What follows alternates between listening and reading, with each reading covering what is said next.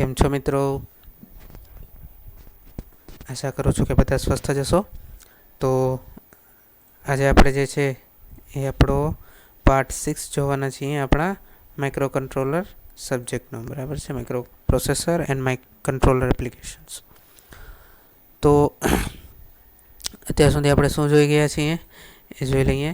તો કે કંટ્રોલ સિસ્ટમની જરૂરિયાત જે છે, ઇમ્પોર્ટન્સ, એનું મહત્ત્વ જોયું છે, સિસ્ટમ શું છે, કંટ્રોલ મેથડ શું છે. એકચ્યુઅલી કંટ્રોલ મેથડ જે છે ને એને આપણે હજી વધારે ડીપમાં જે છે જોવાના છે. અત્યારે બેઝિક તો આપણે જોયું કે કંટ્રોલ મેથડ શું છે, તો કે આઉટપુટને જે છે ને આઉટપુટને એ આપણે શું કરવાનું છે, ઇનપુટ પ્રમાણે લઈ આવવાનું છે, બરાબર છે. આઉટપુટ ઇનપુટ પ્રમાણે લઈ આવવાનું છે અને એના માટે જે પણ તમારે ફેરફાર કરવા પડે, બરાબર, તો એ શું છે, કંટ્રોલ મેથડ છે. એ આ ફેરફાર કોણ કરે છે, તો કે કંટ્રોલર કરે છે, બરાબર છે, કંટ્રોલર કરે છે. તો એ કંટ્રોલર જે કરે છે એને શું કહેવાય છે, ફેરફાર, એ કંટ્રોલ મેથડ્સ છે. એટલે એ અલગ અલગ, હવે કંટ્રોલર જે છે ને અલગ અલગ રીતે ફેરફાર કરી શકે, બરાબર છે. તો એ કયા અલગ અલગ ફેરફાર હશે, તો કે આપણે આગળ જોશું, બરાબર છે. આ જ ચેપ્ટરમાં આવે છે પણ એ આપણે આગળ જોશું ડીપમાં. પછી આપણે શું જોયું હતું, ઓપન લૂપ સિસ્ટમ જોઈ, ક્લોઝ લૂપ સિસ્ટમ જોઈ, એની કમ્પેરિઝન જોઈ. હવે આપણે આગળ જે જોવાના છીએ છે applications of close loop control system. કારણ કે જો શું છે કે ક્લોઝ લૂપ કંટ્રોલ સિસ્ટમ છે ને એ જનરલી આપણને જે છે એ ક્યાં જોવા મળે, તો કે મેન્યુફેક્ચરિંગ એરિયા જ્યાં હોય, બરાબર છે, ત્યાં જોવા મળે, અથવા તો જે મોટી મોટી કંપનીઝ છે, અથવા તો જે મોટા મોટા ફિલ્ડ છે, બરાબર, ત્યાં આપણને વધારે જોવા મળે. ક્લોઝ લૂપ સિસ્ટમ જે છે ને આપણે રોજબરોજના જીવનમાં બહુ એનો ઉપયોગ જે છે ને એ ઓછો છે.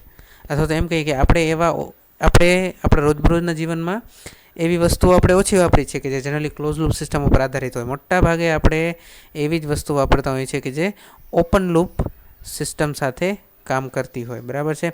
એટલે આ તો ઠીક છે, જનરલ થયું. પણ હવે તો શું છે કે હવે તો ક્લોઝ લૂપ સિસ્ટમ સાથે કામ કરતી પણ મોટાભાગની વસ્તુ આપણે વાપરીએ છીએ. જેમ કે આપણે ખબર છે એર કન્ડિશન થઈ ગયું, બરાબર છે, એર કન્ડિશન થયું, ઓટોમેટિક વોશિંગ મશીન થઈ ગયું, બરાબર છે, ઓટોમેટિક વોશિંગ મશીન થયું, પછી એર કન્ડિશન થયું, પછી હજી યાદ કરો, બરાબર છે.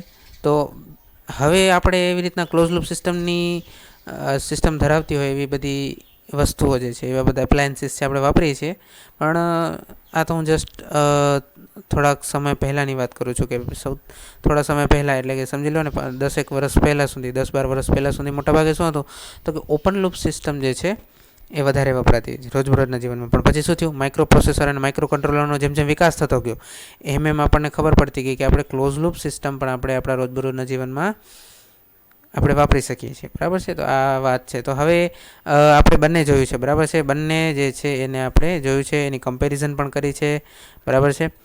હવે આપણે આગળ જોશું કે ક્લોઝ લૂપ સિસ્ટમના અલગ અલગ ફિલ્ડની અંદર ક્યાં જોવા મળે છે, બરાબર. આપણે આપણા ઘરમાં તો જોયું એસી છે, વોશિંગ મશીન છે, ઓટોમેટિક વોશિંગ મશીન છે, બરાબર છે. તો આ બધી વસ્તુ આપણે જોઈએ. હવે જે અલગ અલગ ફિલ્ડ જે છે, મોટા મોટા ફિલ્ડ જે છે એની અંદર ક્યાં ઉપયોગ થાય છે, તો એ આજે આપણે જોવાનું છે, બરાબર. તો આપણે આગળ વધીએ, બરાબર. આ બધું આપણે જોઈ ગયા છીએ. ચાલો ત્યારે તો ઓન ઓફ પ્રકારના, બરાબર છે, આપણે જોયા હતા, બરાબર. ચાલો હવે જોઈએ છીએ કે કઈ કઈ જગ્યાએ જે છે એ અલગ અલગ ઉપયોગ થાય છે. હવે જુઓ, સર્વો મિકેનિઝમ જે છે ને એ એક પ્રકારની એવી મિકેનિઝમ છે કે જે જનરલી પોઝિશન કંટ્રોલ કરે છે, બરાબર છે. સર્વો મિકેનિઝમ શું કરે છે, એ પોઝિશન કંટ્રોલ કરે છે. હવે સૌથી પહેલી વાત કે આપણે અત્યારે જે જોઈ રહ્યા છીએ એ શું છે, આ તો કમ્પેરિઝન હતું, બરાબર છે. અત્યારે આપણે જે જોઈ રહ્યા છીએ એ છે ક્લોઝ લૂપ કંટ્રોલ સિસ્ટમના ઉપયોગો, બરાબર છે.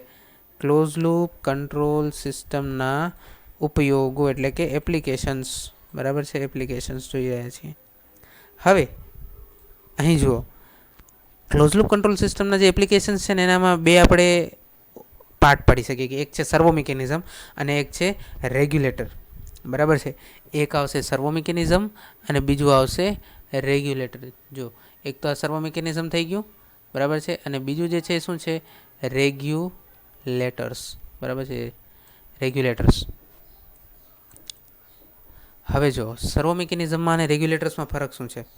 સર્વો મિકેનિઝમ જે છે ને એ પોઝિશન કંટ્રોલ કરે છે, એટલે કે કોઈ પણ ભૌતિક વસ્તુ હોય છે, કોઈ પણ ભૌતિક વસ્તુ હોઈ શકે છે, બરાબર છે. જેમ કે જો અહીંયા આપણે જોશું કે gun barrel position control, gun barrel છે, પછી એરક્રાફ્ટની પાંખો છે, વિંગ છે, પછી કંટ્રોલ રોડ્સ છે, ન્યુક્લિયર પાવર પ્લાન્ટ છે, એની અંદર કંટ્રોલ રોડ્સ હોય, બરાબર છે, એ આપણે જોશું. તો આવી જે ભૌતિક વસ્તુઓ છે ને એની પોઝિશન એટલે કે એની વસ્તુ સ્થિતિ છે, એની સ્થિતિ છે, એને શું કરે છે? સર્વો મિકેનિઝમ કંટ્રોલ કરે છે. અને એના માટે શું વપરાય છે? સર્વો મોટર્સ વપરાય છે પોઝિશન કંટ્રોલ કરવા માટે. જ્યારે રેગ્યુલેટર્સ જે છે ને એ શું કંટ્રોલ કરે છે? ક્વોન્ટિટી એટલે કે રાશિ કંટ્રોલ કરે છે. અહીંયા ભૌતિક વસ્તુ નથી આવતી, અહીંયા શું આવે છે તો કે અભૌતિક કયો કે પછી જેને આપણે જોઈ ન શકીએ એવી વસ્તુઓ, જેમ કે પ્રવાહીનો ફ્લો છે, બરાબર છે, પ્રવાહ, પછી વોલ્ટેજ છે, પછી કરંટ છે, પ્રેશર છે, ટેમ્પરેચર છે. તો આવી બધી જે રાશિઓ છે, ક્વોન્ટિટીઝ, એને કોણ કંટ્રોલ કરે છે? તો કે રેગ્યુલેટર્સ કરે છે, બરાબર છે. તો આ જે છે એ મહત્ત્વનો ડિફરન્સ છે. સર્વો મિકેનિઝમ ભૌતિક વસ્તુઓની સ્થિતિ કંટ્રોલ કરે છે, બરાબર, પોઝિશન કંટ્રોલ કરે છે, જ્યારે રેગ્યુલેટર્સ ટેમ્પરેચર, કરંટ, પ્રેશર જેવી અભૌતિક જે છે એ રાશિઓ, ક્વોન્ટિટીઝને કંટ્રોલ કરે છે, બરાબર છે. તો હવે આપણે આગળ જોઈએ, બરાબર. રેગ્યુલેટર્સ આપણે પછી જોશું, અત્યારે સર્વો મિકેનિઝમ જોઈએ. સર્વો મિકેનિઝમ શું છે? સૌથી પહેલાં તો એ ક્લોઝ લૂપ સિસ્ટમ છે, એટલે જ આપણે ભણીએ છીએ અત્યારે ક્લોઝ લૂપ સિસ્ટમની એપ્લિકેશન્સમાં. જે મેં કીધું એમ જનરલી એ શું કરે છે? Use to adjust physical position off load or hard substance, બરાબર છે. લોડ ઓર હાર્ડ સબસ્ટન્સ એટલે ફિઝિકલ જે વસ્તુ છે, ભૌતિક વસ્તુઓ જે છે, બરાબર. લોડ અથવા હાર્ડ સબસ્ટન્સ એટલે ફિઝિકલ જે વસ્તુ છે એની પોઝિશન કંટ્રોલ કરવા માટે વપરાય છે, એટલે કે એની સ્થિતિ બદલવા માટે. જેમ કે ગન બેરલ પોઝિશન કંટ્રોલ છે, એરક્રાફ્ટ વિંગ કંટ્રોલ છે, બરાબર છે, arrangement of control rods in nuclear power plant છે, સેટેલાઇટ ટ્રેકિંગ છે, બરાબર છે, CNC મશીનની જે અંદર ટૂલ હોય છે એને કંટ્રોલ કરવું છે. તો આ બધી વસ્તુમાં કેનો ઉપયોગ થાય છે? સર્વો મિકેનિઝમનો ઉપયોગ થાય છે. અને ખાસ ધ્યાન રાખવાની, સર્વો મિકેનિઝમનું જે હાર્દ છે, હૃદય છે, એ કોણ છે? સર્વો મોટર, બરાબર છે. સર્વો મોટર જે છે એનું હાર્દ છે, હાર્ટ, જેને હાર્ટ કહી શકાય, બરાબર, હાર્ટ કહી શકાય જેને, આનું હાર્ટ એ શું છે? સર્વો મોટર, બરાબર છે. ચાલો તો આગળ વધીએ આપણે. હવે જો જે આપણે ઉદાહરણ જોયા એ, બરાબર છે, તો કે ગન બેરલ જે છે, ગન બેરલ તો આપણે જોશું, બરાબર છે. ગન બેરલ સિવાય આપણે કયું ઉદાહરણ જોયું સર્વો મિકેનિઝમમાં? તો કે જે એરક્રાફ્ટની જે વિંગ છે, બરાબર છે, જો તમને અહીંયા દેખાય છે, બરાબર, આ જે વિંગ છે આખી, એને કોણ કંટ્રોલ કરે છે? સર્વો મિકેનિઝમની મદદથી જ એ કંટ્રોલ થાય છે. આ જે છે એ પાંખની છે, બરાબર છે, આ પાંખની વિંગ છે. જ્યારે આ જે છે એ શું છે? ટેઇલ છે, બરાબર. આ પણ જે છે એ કોની મદદથી કંટ્રોલ થાય છે? સર્વો મિકેનિઝમ. આ ટેઇલ જે છે પાછળ હોય ને એરોપ્લેન જે હોય છે એની પાછળના ભાગે, બરાબર. તો આને કંટ્રોલ સર્વો મિકેનિઝમ કરે છે. પછી જુઓ આ શું છે? આ જે છે એ ન્યુક્લિયર રિએક્ટર છે, બરાબર છે. આ ન્યુક્લિયર રિએક્ટર છે. હવે આ જે છે ને ઉપરનો ભાગ છે, આની નીચે જે છે આખું રિએક્ટર હોય છે, બરાબર છે. હવે આ જે તમને સળિયા દેખાય છે ને એ શું છે? કંટ્રોલ રોડ્સ છે. કંટ્રોલ રોડ્સનો ઉપયોગ શેના માટે થાય? તો કે તમે ફિઝિક્સમાં ભણ્યા હશો કે જ્યારે પરમાણુનું વિખંડન થાય, બરાબર, સમજી લો કે પરમાણુ છે, બરાબર છે, આ પરમાણુનું વિખંડન થાય, બરાબર, એટલે એનામાંથી શું એક ન્યુટ્રોન જે છે, એનું બંબાર્ડમેન્ટ હોય, બરાબર છે. ન્યુટ્રોનને આપણે આ અણુમાં આપણે એની સાથે આપણે અથડામણ કરાવીએ, બરાબર છે, ત્યારે શું થાય? ન્યુટ્રોનની અથડામણ આપણે આ સમજી લો યુરેનિયમનો અણુ છે, એની સાથે આપણે ન્યુટ્રોન એકની અથડામણ કરાવીએ એટલે શું થશે? એ બે અલગ અલગ તત્વોની અંદર વિભાજિત થઈ જશે અને સાથે આપણને 3 ન્યુટ્રોન આપશે. કેટલા? 3 ન્યુટ્રોન. હવે ખરેખર તો પરમાણુ જે છે, યુરેનિયમના પરમાણુને તોડવા માટે એક જ ન્યુટ્રોનની જરૂર છે, બરાબર. તો આ 2 ન્યુટ્રોનનું શું કરવું? તો કે એને જે છે ને કે એબ્ઝોર્બ કરી લેવા પડે. કોની અંદર એબ્ઝોર્બ કરી લેવા પડે? તો જે આ કંટ્રોલ રોડ્સ હોય ને એની અંદર જે છે આ શું થઈ જાય? એબ્ઝોર્બ થઈ જાય. તો હવે આ જરૂરિયાત પ્રમાણે કંટ્રોલ રોડ્સને ઉપર નીચે કરવા પડે, બરાબર છે. તો એના માટે કઈ સિસ્ટમ વપરાય છે? તો કે એના માટે પણ સર્વો મિકેનિઝમ વપરાય છે. પછી આ જે છે, આ જે તમે જુઓ છો એ શું છે? CNC મશીન, એટલે કે જે અલગ અલગ ટૂલ બનાવવા હોય આપણને, ટૂલ તો ચાલો ઠીક છે, પણ આપણે સમજી લો કે મોટા મોટા ગિયર્સ બનાવવા છે, જેમ કે સબમરીનના ગિયર બનાવવા છે, અથવા તો સમજી લો ને કોઈ મોટા મોટા જે છે ટ્રક છે, JCB છે, બરાબર છે, એવા બધા જે મોટા મોટા જે સાધનો છે, વાહનો છે, બરાબર છે. સ્ટીમર છે, સબમરીન છે, એરોપ્લેન છે, ફાઇટર જેટ છે. તો એવા બધા જે મોટા મોટા જે વાહનો છે, એરક્રાફ્ટ છે, અથવા તો બીજા નાના વાહનોની પણ, બરાબર છે, એવું નથી કે મોટા વાહનો જ, નાના વાહનોના પણ કોઈ ગિયર્સ છે કે કોઈ એવી વસ્તુઓ બનાવવી હોય, બરાબર, તો સીએનસી મશીનનો ઉપયોગ થાય છે. બરાબર, સીએનસી મશીન એની અંદર શું હોય છે તો કે આવી રીતનું સમજી લો એક ટૂલ હોય છે. બરાબર, અને આ જે છે એ શું હોય છે, એ એક કંઈ નહીં, સમજી લો ને એક નળાકાર જ હોય. સમજો, શરૂઆતમાં તો નળાકાર જ હોય, આવી રીતનું શરૂઆતમાં તો એક નળાકાર જ હોય, પણ આ ટૂલ જે છે ને એને શું કરે છે, આવી રીતના એને શેપ આપે છે. બરાબર છે, ટૂલ શું કરે છે, એને શેપ આપે છે. આવી રીતના ભાગ જે છે, જે વધારાના ભાગ જે છે એ શું કરે છે, દૂર કરી નાખે. બરાબર, વધારાના ભાગ દૂર કરતું જાય અને જે છે આ નળાકાર જે હોય છે એને શું કરતું જાય, શેપ આપતું જાય. બરાબર, તો આની અંદર પણ સર્વો મિકેનિઝમનો ઉપયોગ થાય છે. હવે આપણે જોઈએ આપણી મેઇન વસ્તુ, gun barrel position control. Gun barrel એટલે શું, તો કે તમે અહીંયા જોઈ શકો છો આ મિસાઇલ છે. બરાબર છે, મિસાઇલ જેની અંદર ગોઠવવામાં આવે, બરાબર છે, એને શું કહેવાય, ગન બેરલ કહેવાય. બરાબર, તો ગન બેરલનો પોઝિશન કંટ્રોલ જે છે એ કોની મદદથી થાય છે, તો કે સર્વો મિકેનિઝમની મદદથી થાય છે. કેવી રીતે થાય છે, તો કે આપણે જોઈએ. શરૂઆતમાં આપણે બે વસ્તુ સમજવી પડશે, એક છે અઝીમ્યુથ અને એક છે એલિવેશન. કારણ કે ગન બેરલની અંદર છે ને બે કંટ્રોલ આવશે, એઝીમ્યુથ કંટ્રોલ અને એલિવેશન કંટ્રોલ. હવે પહેલે સમજી લો અઝીમ્યુથ શું છે, પહેલે એલિવેશન સમજી લો કે આ ટેન્ક છે. બરાબર, આની મદદથી આપણે સારામાં સારી રીતે સમજી શકશું. આ ટેન્ક છે. હવે આ ટેન્કની જે આ તોપનું જે નાળચું છે એને જો આ ટેન્ક ઊંચું કરે આવી રીતના, બરાબર છે, નીચેથી ઉપરની તરફ લઈ જાય તો શું કહેવાય, તો કે ટેન્કે આ નાળચાનો એલિવેશન કંટ્રોલ કર્યો કહેવાય. બરાબર છે, એલિવેશન. બરાબર છે, એલિવેશન કહેવાય આને. બરાબર, જો આ તોપનું નાળચું નીચેથી ઉપર લઈ જઈએ તો એને શું કહેવાય, એલિવેશન કંટ્રોલ. અથવા ઉપરથી નીચે પણ લઈ જઈ શકાય. બરાબર છે, તો એને શું કહેવાય, એલિવેશન કંટ્રોલ. હવે જો આ ટેન્કનો ઉપરનો ભાગ ઉપરથી જોઈએ છે, હવે જો આ ટેન્ક, બરાબર, આ નાળચાને ડાબીથી જમણી કે જમણેથી ડાબે, બરાબર છે, ખૂબ જ ખાસ ધ્યાન રાખજો, જમણેથી ડાબે કે ડાબેથી જમણે જો એવી રીતના ટેન્ક આ નાળચાને ફેરવે તો એને શું કહેવાય, અઝીમ્યુથ કંટ્રોલ. બરાબર છે, શું કહેવાય એને, અઝીમ્યુથ. બરાબર છે, અઝીમ્યુથ કંટ્રોલ કહેવાય. બરાબર છે, એલિવેશન એટલે શું, ઉપરથી નીચે, અને અઝીમ્યુથ એટલે શું, ડાબેથી જમણે અથવા જમણેથી ડાબે, કંઈ પણ. બરાબર છે, તો ઉપરથી નીચે કે નીચેથી ઉપર એટલે એલિવેશન, અને ડાબેથી જમણે કે જમણેથી ડાબે એટલે અઝીમ્યુથ. તો આ ધ્યાન રાખવાનું છે.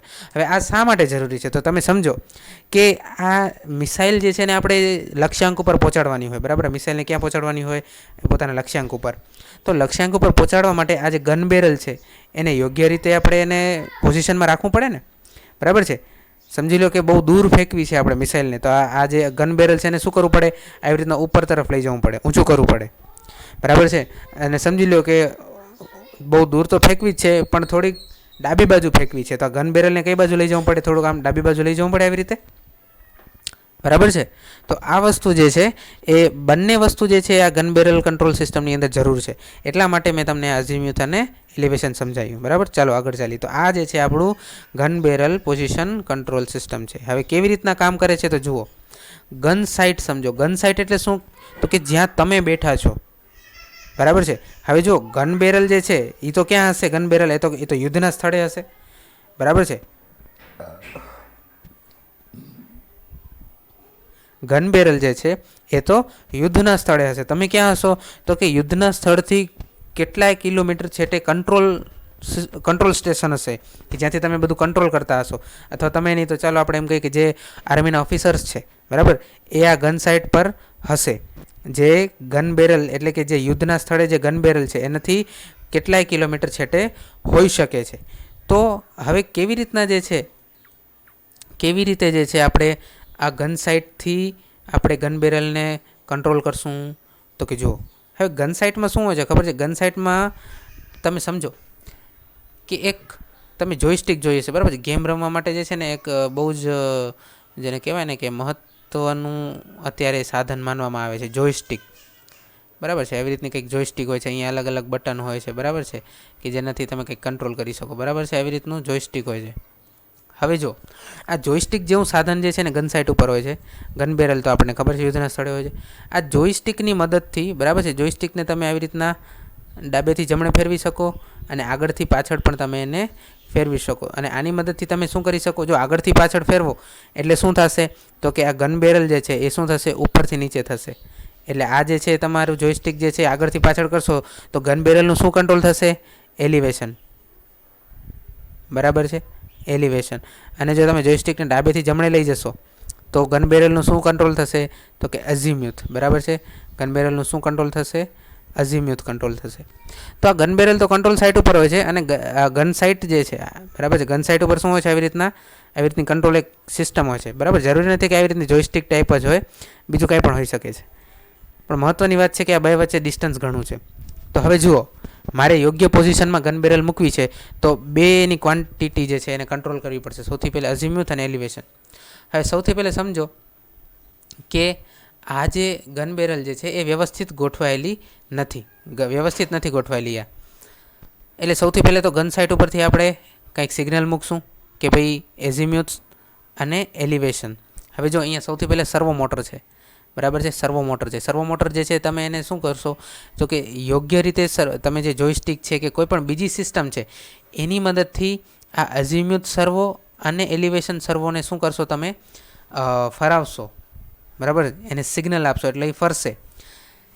એનાથી તમને શું મળશે, એક જે છે એ ઇલેક્ટ્રિકલ ક્વોન્ટિટી મળશે. બરાબર છે, ઇલેક્ટ્રિકલ ક્વોન્ટિટી મળશે જે તમારા એઝીમ્યુથ કમ્પેરેટર પાસે છે. સૌથી પહેલાં આપણે અઝીમ્યુથનું સમજીએ. બરાબર, અઝીમ્યુથ એટલે ડાબેથી જમણે. બરાબર, ડાબેથી જમણે એ સમજીએ. અઝીમ્યુથ સર્વો ફરશે એટલે એક ઇલેક્ટ્રિકલ સિગ્નલ જનરેટ થશે જે શું આપશે તમને, એક એઝીમ્યુથ કંટ્રોલ કરવા માટેનું સિગ્નલ આપશે, ઇલેક્ટ્રિકલ સિગ્નલ. એ જશે એઝીમ્યુથ કમ્પેરેટરમાં. અને સાથે સાથે જે આ ગન બેરલ છે એની અઝીમ્યુથ પોઝિશન શું છે તો એ જે છે એ સર્વો મોટરના ઇલેક્ટ્રિકલ આઉટપુટ દ્વારા તમને અહીંયા મળશે એઝીમ્યુથ કમ્પેરેટર પાસે. બેને કમ્પેરેટર શું કરશે, આ બેને કમ્પેર કરશે. પછી જે આવશે એ આવશે એરર સિગ્નલ. બરાબર છે, અહીંયા શું આવશે, એરર સિગ્નલ. બરાબર છે, એરર સિગ્નલ આવશે અહીંયા. એરર સિગ્નલને શું કરશે, એઝીમ્યુથ એમ્પ્લીફાય કરશે અને એને મોકલશે એઝીમ્યુથ એમ્પ્લીડાઇનને. હવે એમ્પ્લીડાઇન વળી શું છે તો જુઓ, એમ્પ્લીડાઇન એટલે રોટરી પાવર એમ્પ્લીફાયર. આ જે એમ્પ્લીડાઇન છે એની અંદર શું હોય છે, એક મોટર હોય છે કે જે જનરેટરને શું કરતી હોય છે, ડ્રાઈવ કરતી હોય છે. એટલે કે શું છે કે મોટર તો ફરતી જ હોય છે. બરાબર, મોટરને આપણે અલગથી પાવર સપ્લાય આપેલો હોય છે. બરાબર છે, અને એ મોટર જે છે એ જનરેટરને ડ્રાઈવ કરતી હોય છે, એટલે કે જનરેટરને ફરાવતી હોય છે. બરાબર, આ એમ્પ્લીડાઇન છે. હવે એનો ઉપયોગ શું છે એ સમજો. હવે ગન સાઇટ અને ગન બેરલ બે કેટલા કિલોમીટર છેટે છે, કેવડે કિલોમીટર છેટે છે. બરાબર, એટલે જુઓ, કમ્પેરેટર અઝીમ્યુથ કમ્પેરેટરમાંથી જે તમારું એરર સિગ્નલ નીકળ્યું છે એ તો તમને ખબર છે બહુ મિલી વોલ્ટ કે મિલી એમ્પિયરના લેવલનું હશે.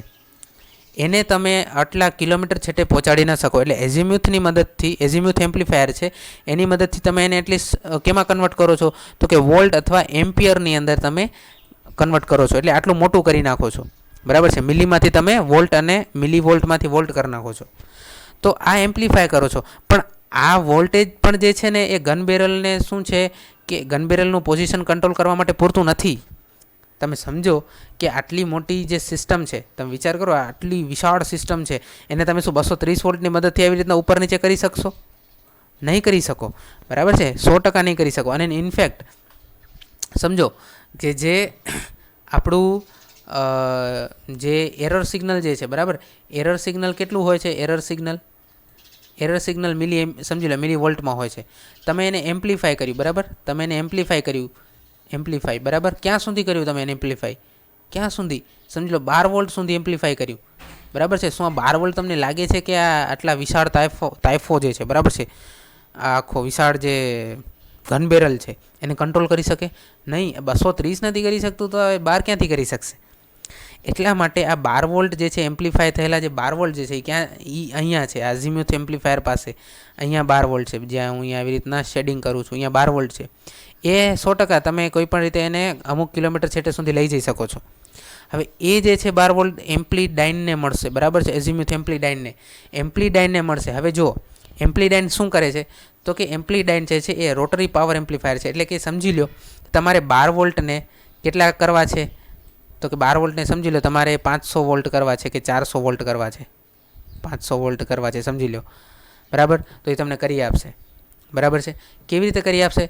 તો કે જો આ 12 વોલ્ટ તમારે કોને આપવા પડશે? તો કે જનરેટરની ફિલ્ડ વાઇન્ડિંગને આપવા પડશે. કોને? જનરેટરની ફિલ્ડ વાઇન્ડિંગને આપવા પડશે. અને જનરેટરની આર્મેચર વાઇન્ડિંગમાંથી તમે જે આઉટપુટ લેશો એ તમને શું મળશે?